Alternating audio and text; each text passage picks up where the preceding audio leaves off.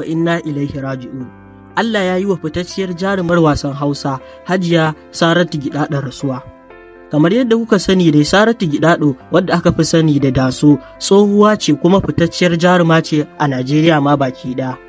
Ta fara wasan kwaikwayo ne a shekarar 2000 daidai kuma har ta yi suna a lokacin sakamakon ita ce kaɗai mace ta farko mai aure a wasan Hausa. Ta kuma riƙe muƙamin protocol officer a lokacin mulkin Sunusi Lamiɗo na biyu a garin Kano a shekarar 2016.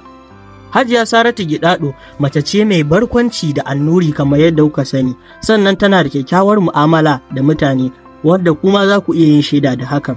Ta kuma taka rawa a wasu ƙungiyoyin taimakawa ɗan adam, sannan kuma ita ma kanta mai taimakon ɗan adam ce, wato humanitarian.